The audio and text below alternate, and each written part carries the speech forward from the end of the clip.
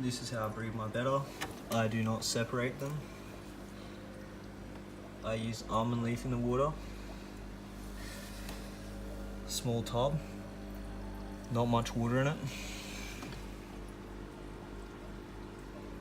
It's a half moon placket female with a crown tail male, hoping to get some half moon placket with comb tails on them, if possible.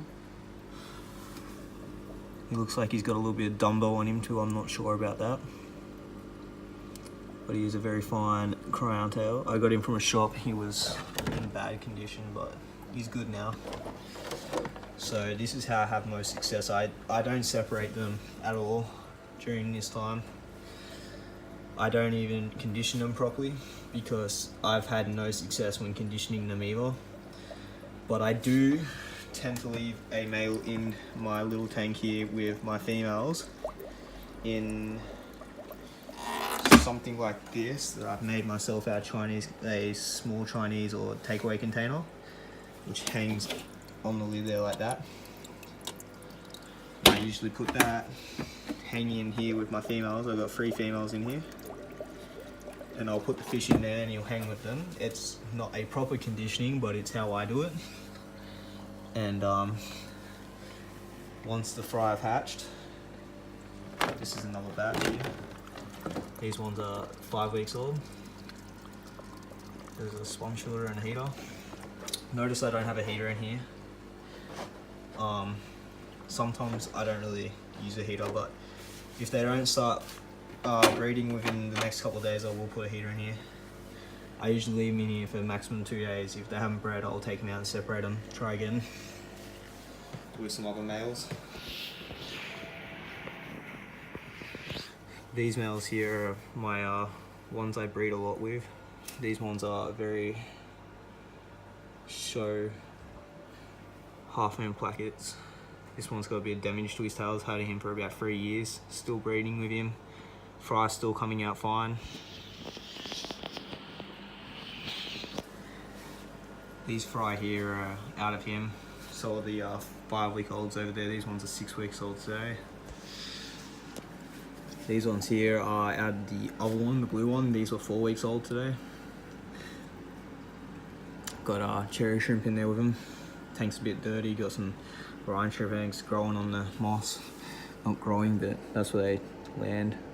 I usually just dump the whole container of brine shrimp. Lots of fries, about 100 in here.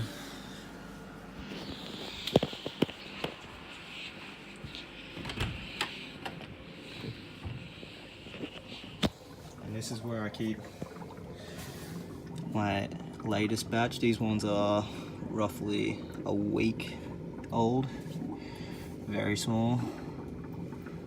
It's a bit of a mess at the moment, this tank, but I can't really clean it with they're only so small. Don't know if you can see them. There's one moving just down here. It's a heater in this tank, of course. Look, got this light from Kmart, cost me $15. This one here, $6. Got me vinegar eels, pack of brine shrimp here, brine shrimp eggs, more vinegar eels. This is all vinegar eels here. Brine shrimp hatchery, of course. And over here is where I keep my micro worms. Got to keep them in a dark place.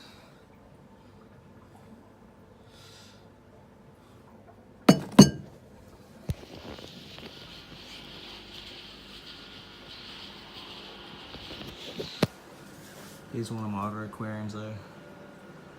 But yeah, so just want to make this video just to show you all how I breed my fish, how I breed my betta. I've got about 5 batches running at the moment. I want to get a comb tail into my half moon tails because that is probably one of my most attractive looking fish. Like I would love to have one of those. But yeah, that's just how it goes. Pretty simple, pretty basic. Fastest way to breed, I believe, for me. Like I've had the most success breeding that way. Conditioning, I have had success that way, but it's not, I don't know, I've just never really conditioned them and had like them breed straight away. Like it's usually taken about 7 days for it to happen, but definitely the water temperature is a big factor here. Once the eggs have been laid, I tend to put the heater in then. But up until that point, I don't usually heater because there's not enough water in there to really worry about a heater at the moment anyway. But once the eggs are laid, that's when the heater needs to be in there so they can hatch. And I usually have it on about 30 degrees Celsius. And they usually hatch within about a day. This one here is probably gonna be a male, I reckon. He's an amazing little looking fish. They're about an inch for 6 weeks old. I think they're growing pretty well. I think they should be ready by the end of maybe towards the end of March. They might be fully matured. They still look pretty small, but they are growing very fast. Water changes every day, doing 70% and 100% on Saturdays. It's flake food at the bottom. I feed them flake food, beef heart. Still put some brine shrimp in there every now and then when I'm feeding these guys here. Chopped up bloodworms. Yeah. Feed these straight brine shrimp. The newborns, I tend to just put vinegar eels in. Then I'll feed them microworms for about a week, and then I'll put them straight onto brine shrimp.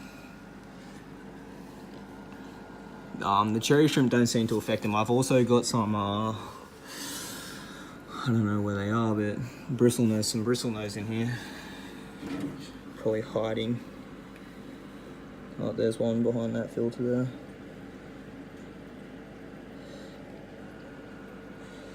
There's 2 of them in here. I've got some snails in here as well.